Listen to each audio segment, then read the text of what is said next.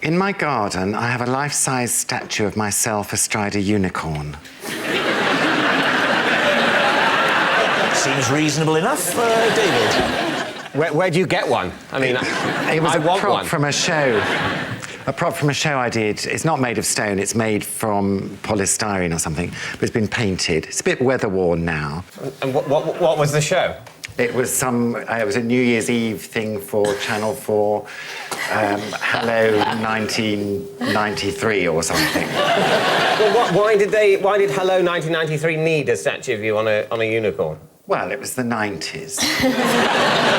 You touch it up every now and again, every spring, give it a repaint, or... I have a man for that sort of thing. Oh, right. You don't have to touch up its horn yourself? No. Did you ask for the unicorn, or was that forced on you? Well, it was part of the set. You know, like you have these sort of bumper car things for this set. Yes, I see that. When this comes to an end, you may want to take one of those home. Same. I'd like to have this in my house, and I'd like to address my wife from it every night. On to round 3, foreplay, and if you get through that, who knows what might happen. So it's in the garden. Is it part of a water feature? Is it on a lawn? It's on a plinth, on a few bricks. A few bricks. Which is it? A plinth or a few bricks? Because when cars have had their wheels taken, they don't say, "Oh, look, that car's on a plinth." Well, I call it a plinth. How nice. What do you think then, David? Yes, what do you think, Ronnie? I think it might be a lie. Really? Would it be in the garden for this long, I asked myself. Well, it could... I mean, it could be in a bit of a state. Seriously by now. dilapidated. Yeah.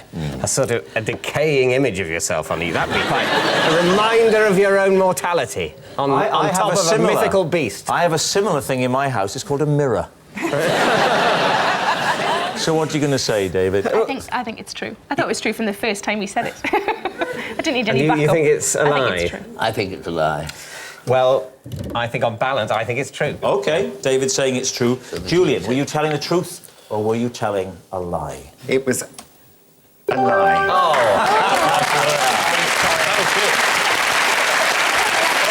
Yes, it's a lie.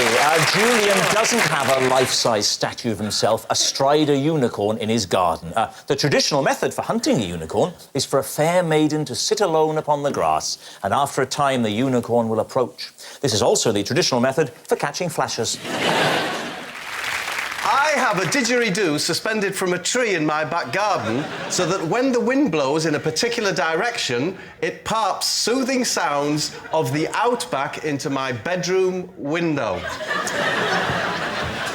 David's team, what do you think? Pops soothing sounds of the outback. Yes. What a poetic way of putting it. Thank you.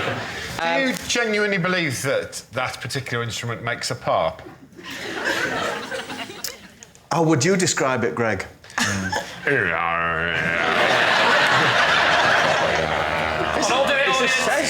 how soothed do you feel?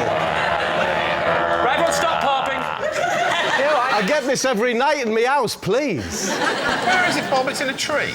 Yeah. And you made a conscious decision to put it in the tree? Yeah. I thought you said it was hanging from a tree. What it is it's trapped in a V. I was like, is there a name for that area of a tree? Is it called the Clooney or something? It's called it. Clooney?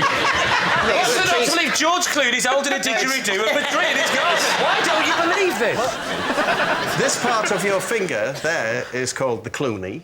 Is So it? I'm assuming I never knew that's that. why I said Clooney. I know Right. it's the Clooney. And it's wedged there. It's wedged in the tree's V. Yes, it's wedged horizontally in the tree's V, facing southeast, which is the prevailing wind where I live. Where do you live? Not Britain. Britain. No, the prevailing wind in Britain is southwesterly. It doesn't happen every night. So tell us what this sound does for you, then. You're lying in bed at night and you had a lovely day, you're just settling down, and you hear... And then what happens to you? I'm soothed. And the mind is soothed. Do you know you get things that will do the same thing to, say, your throat? Yes. It does it to the mind. What if your brain's fine? You don't want to hear that every time it's windy. You're always soothing your brain. That's what sleep is. Hence the success of the pillow. Yeah. Can I just say, though, Bob, I've been led to believe by out-of-work hippies over the years that the didgeridoo is an incredibly difficult instrument to play, and yet it would appear that all one has to do is to pass air through it. No, well, you have to position it correctly, just as you would have to over your mouth. I've done that by utilising the Clooney of a tree. You're using the Clooney of a tree as human lips. Even to get any kind of noise out of a didgeridoo, the Clooney, which it doesn't exist, on Bob's tree, would have to be flesh-like, because Aboriginal doesn't just go through it, because it's not just wind, they use their lips. Very good point. Very good point. Just coming up this time of year, I admit it's a lot better. In fact, I have a wisteria that grows through the didgeridoo.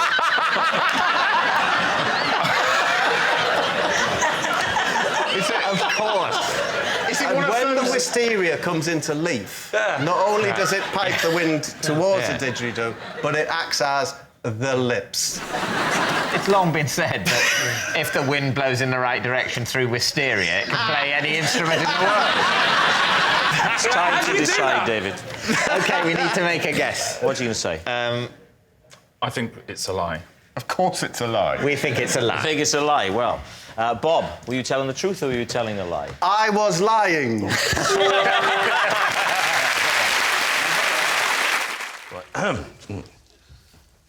At the bottom of my garden, I've built a replica Stonehenge.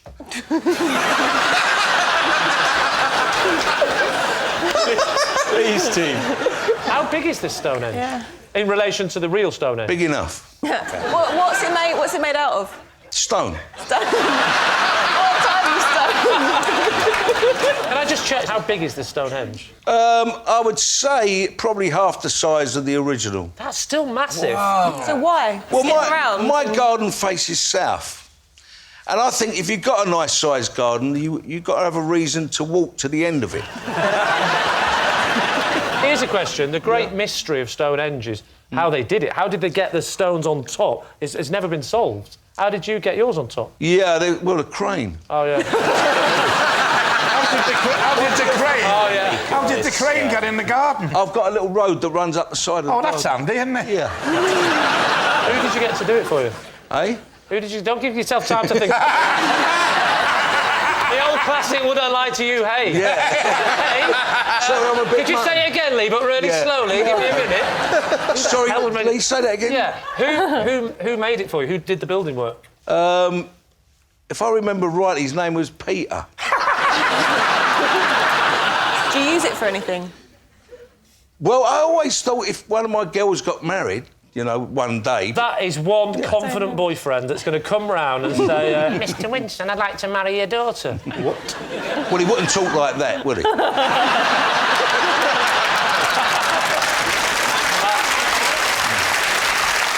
what do you think, Lee? Is this true? It can't be true. I think it's No, so weird. not for me, if no. that's true. It's so I think it's a load of old codswallop. We're definitely saying a lie to You're saying it's a lie. Ray Winston, truth or lie? It's true. Oh, my God! Yes, it's true. Ray has built a replica Stonehenge at the bottom of his garden. And we have a picture. There it is. One Saturday morning, I lay on my back in the garden and pretended I'd fallen off a ladder so that I could get out of a family trip to IKEA. David's team. What had you been supposedly doing on the ladder to fall off it? So, my wife said we're going to IKEA, and then you should be upset if I said no. So I said, yeah, no problems. Can we go in about an hour? She went, yeah, no problems. Why? And I said, because I've got to do something in the garden. Yeah, what were you doing? Trimming the tree. So you said, OK, we can go to IKEA in an hour. I've just got to go and trim the tree. I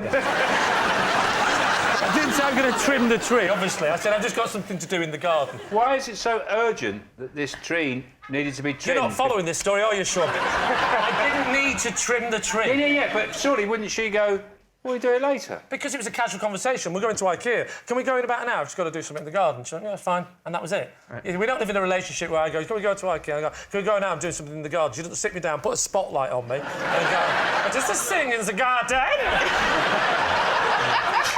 OK. But you did topiary last week!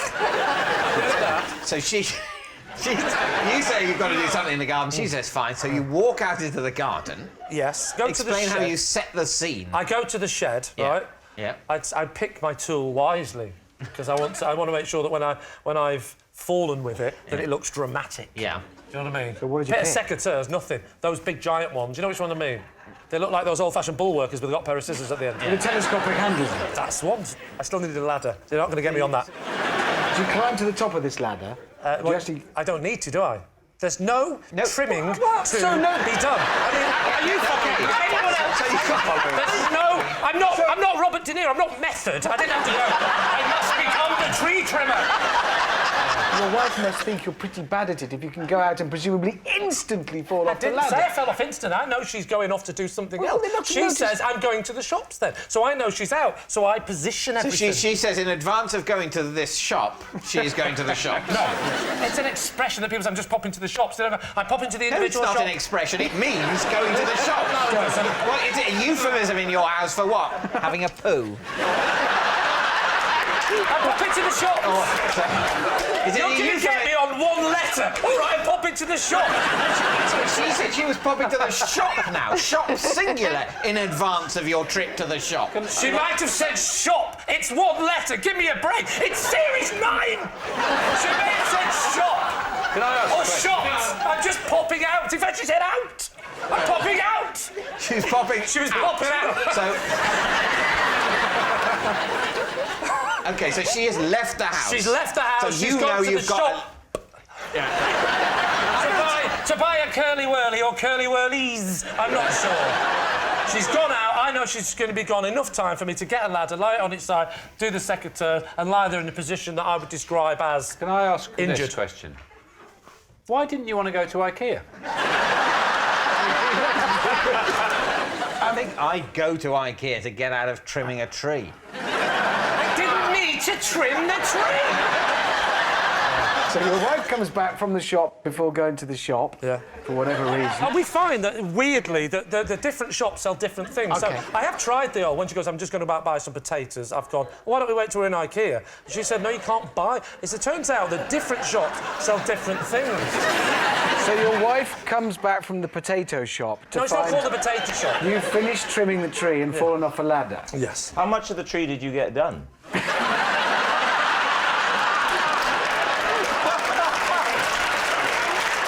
Did you claim specific injuries that you'd done? When you said, oh, I've just generally hurt us, what? What had you done? What did you say it hurt? I went, ah! My leg! She went, what's up with it? I said, I don't know, but I can't go to IKEA. And I claim to have injured my coccyx. How long had she been gone? It was probably 4 or 5 days this time.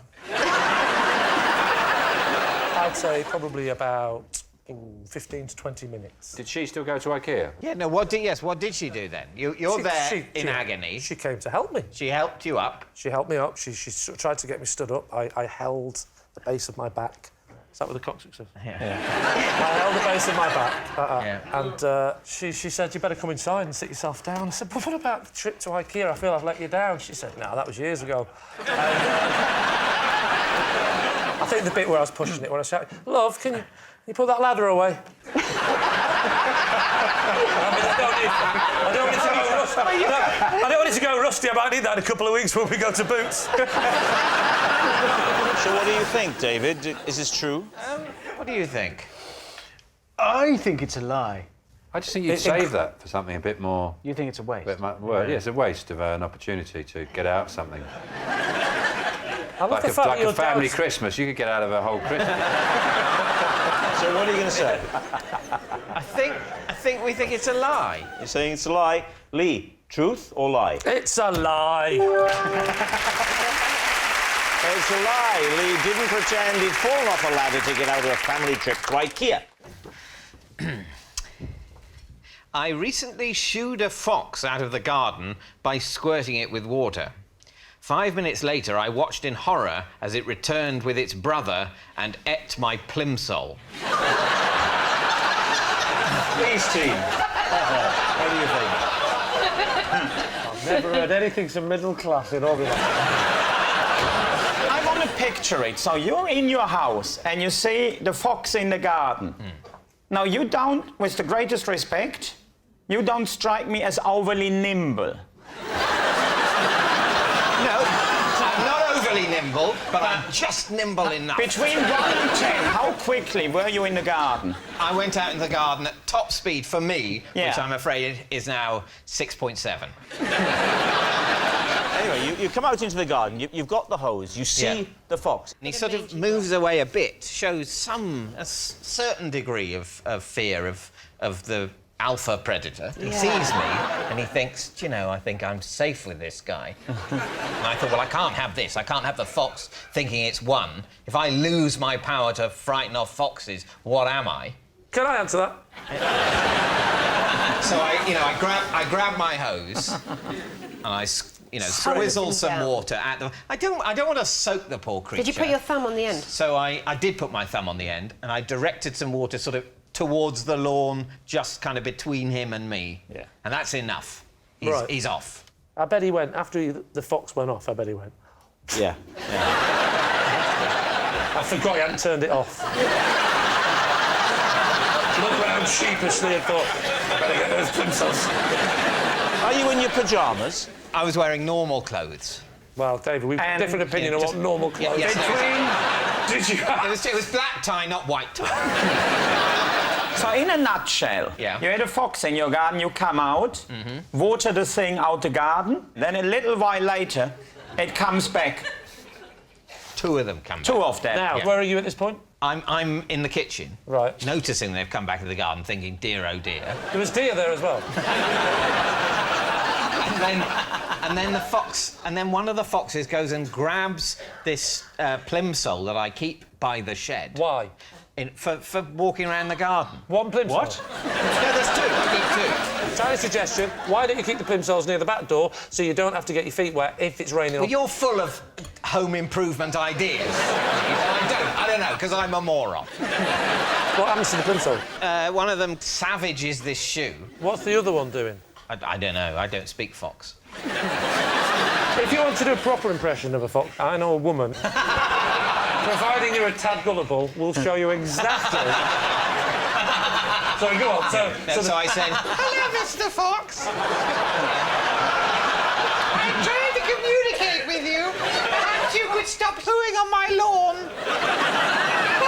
Right, Lee, what are you thinking? Fundamentally, no Englishman leaves a pair of plimsolls as his garden footwear and keeps them by a shed. So you're saying it's... It's a lie. It's a lie? Yeah, I think it's a lie. Well, I'll go with my team, even though I think it's true. Saying it's a lie. OK, David.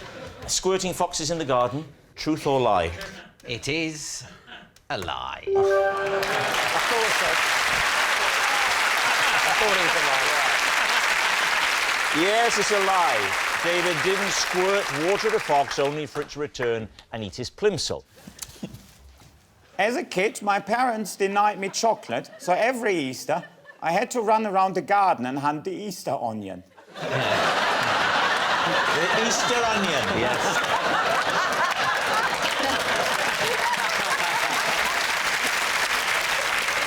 David, where'd you begin? Them were the days. Why were you denied chocolate? It's not good for you, is it? And why did you hunt an onion? Why didn't you just say, "I don't give a damn where that onion is. It's not a treat"? Well, you do what you're told to do, innit? As a kid. So you would look for the onion, and you would find the onion, and you would say... I'd say, da ist die Zwiebel. What? What? What? Well, there is, in Germany, it's saying, there's the onion. What would happen then? Then I would hold it aloft. And... like the World Cup. And at what point in your family's Easter celebrations would the onion hunt occur? Well, when on Easter Sunday. On Easter Sunday, in the morning on Easter Sunday... I would be out in the garden. So, but before your parents were up, you were already out there. Henning, do you get on with your parents? Very well, yeah. Are they nice? Yeah, I mean, my father is dead, but he was... He was a really jolly fella, and yeah, my mother is all right, yeah. I'm glad you didn't do the speech at the funeral. Once you track the onion down, Henning, would you tuck into it? Yeah, you have a bite. Raw? So, of course. So you're very pleased, you held the onion aloft, and then you took a bite out of it. I do feel like you're more enchanted by onions than we are. But they mean a lot to me, because I knew Easter Sunday it was time to go in the garden and hunt the Easter onion. What are you thinking, Rachel? I was half believing him until the biting into it. They're quite solid, aren't they? It's like a tennis ball, isn't it? Yeah. The thing is, I can bite into an onion because I wasn't allowed chocolate. That means my teeth are good. Yeah.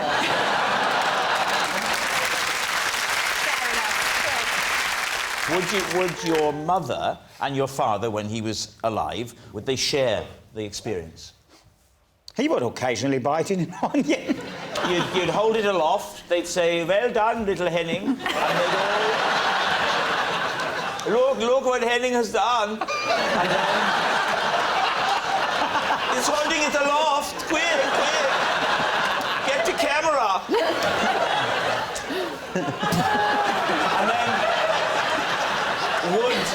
Would they also tuck into the onion? He was. Just thinking of that onion makes me eyes water.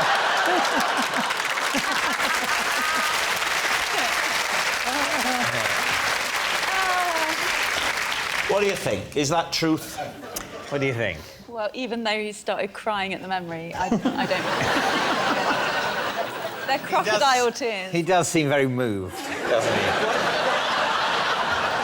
What do you think, Alex? I hope it's true, but I think it's not. I think it's a lie. It's a lie. You're saying it's a lie. Henning, did the Easter Bunny bring an onion? Sadly, it's a lie.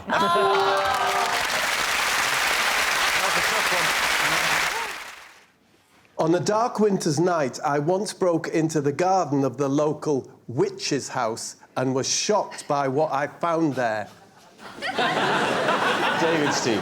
OK, at what point... There's a lot of questions, isn't there? At what point in your life did this happen? I'm going to guess somewhere between when I was 11 and 13. 12?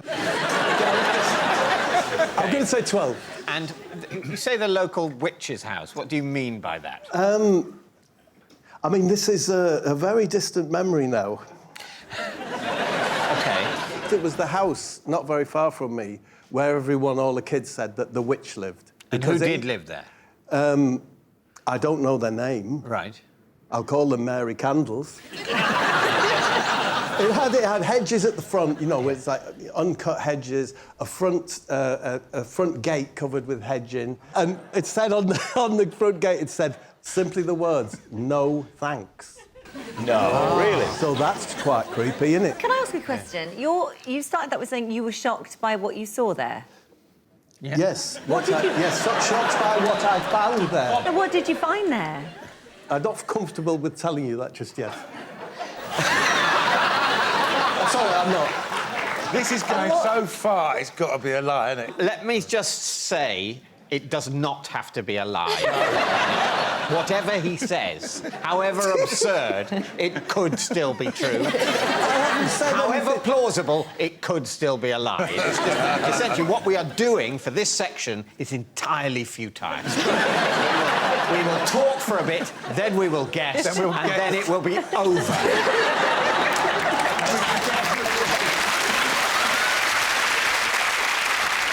So how did you come to go into this house? Who were you with? I was with, what's he called? I was with Ken Numbers. I changed it, yeah. Ronnie Calculator's son. The vibe is, it's very unkempt, it's the gardening, because as we all know, Lee, yeah, witches hate gardening, and wizards hate plumbing. Right? So we knew it was a female residence. Right. So you've never seen Mary Candles, but you were only speculating it must be a witch rather than a wizard because it was an unkempt garden with no sign of deficient plumbing. Exactly. And, you know, we wanted to be the first people who said, no, we penetrated, you know, its boundaries. Yeah. We went into the front lawn, down a gate to the side, past the bins, past the back door, yeah, and then to the window where there was a light on, a big picture window, looked inside, and that's when we saw this extraordinary sight. Well, extraordinary to us as 12-year-olds. What was it? You've got to say. It was a tiny, tiny horse. And I'm not saying it was watching television, that was all that was in the room, was a tiny horse and a television on. I did get in the house. You got in the house? Yes, Mrs. Candles came out. Right. Yes, and she said to me, you're one of the Mortimer boys, aren't you? Were you? Yeah. So Ken said. And she said, would you like to come in and see the horse? And she took us in, and it stank of paraffin. It was hot. That's horse? Hot. No, well, the house... I was thinking the horse stunk of paraffin. The horse did stink, actually. Did he? Yeah. Of? Meat, hot meat. As we were looking at the horse, I always remember this, she came in, and she had a toilet seat in her hand. And she said, if I give you some money, do you think you could get rid of this for me? What did you do with it? Just threw it on our way home, just threw it somewhere else, I imagine. Did she say what the horse's name was? Max. Max? Yes. Yeah. You'd have thought minimum. All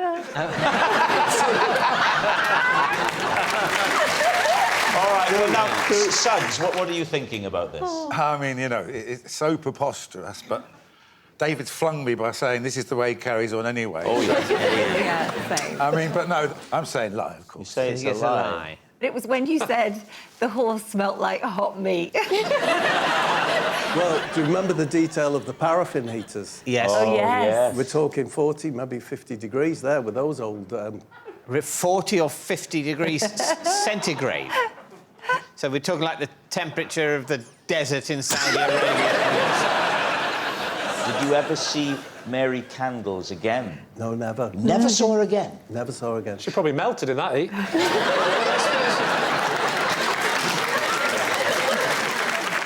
All right, what are you going to say then, David?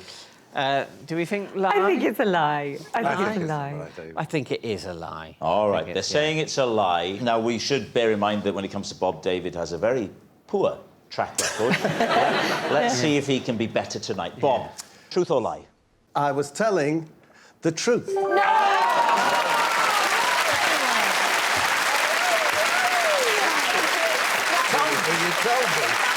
It's true. Bob really did break into a creepy garden. OK. As a child, I struck up a friendship with the 9 men who lived in my garden. Please, Tim. Who were the 9 men that lived in your garden? So they were gardeners. Which sounds weird, but in Zimbabwe, for your gardeners to live in your garden, it's not a big deal because there's so much space for them. So how big was this garden? It was huge. I mean, in acreage. What, 40 acres? 40 Is that acres? a lot? Is it a lot? At the time, I was a child, so I was interested in things like Pokemon, not acreage. I was interested in acreage. If they lived there, at what point do they become not gardeners, but tenants? So they provided services, right? So gardening, they were singing gardeners. They were what? They discovered they had a talent for harmonising. Right. So they would sing whilst gardening. What were their names? Yes. OK, listen. And if you say dopey and sneezy, etc., you're going to run out. OK, one of them was called Clever. One of them was called Blessing. I can't remember the others. But what I do remember is my dad, I'm his only son, so I'm his pride and joy, OK? Right. This man would do anything... you're his only son. OK.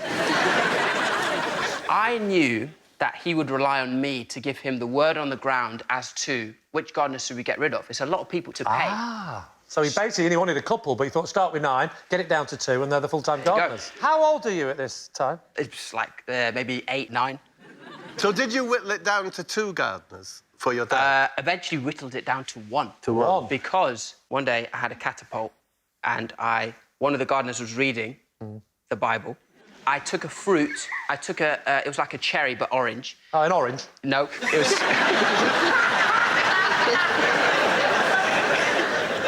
It was as small as a cherry. Oh, so right. I take this Tangerine. cherry.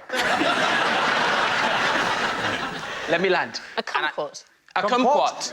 So, shot the kumquat, and it hit him at the back of the head. And he then went to my dad and said, look, this is what your son has done to me. So eventually we ended up with 1, and his name was Blessing. So it turns out to be the complete right Do name anything for to him, hit him with a rounder's bat, didn't mind. Yeah.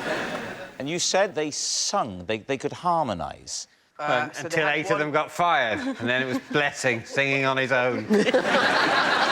Covered in bruises. What are you thinking, Alice?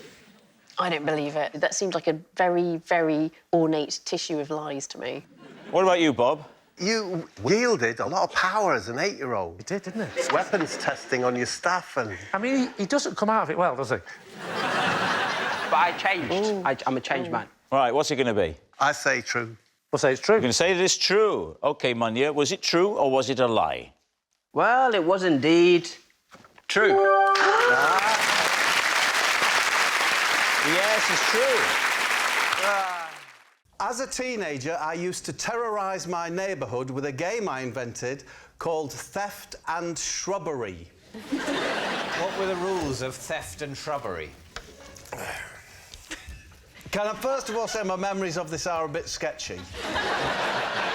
Always handy for this game. I'm an older gentleman. They're more like just fingerprints on an abandoned handrail. Even while you poetically describe the ageing process, another part of your brain is inventing the rules of a fiction. It's Theft and Shrubbery. Yeah. It's a game that I played in my youth, in my teens, on the Lakes Estate in Middlesbrough. I would probably be 14 or 15. I hope that's all the information you need.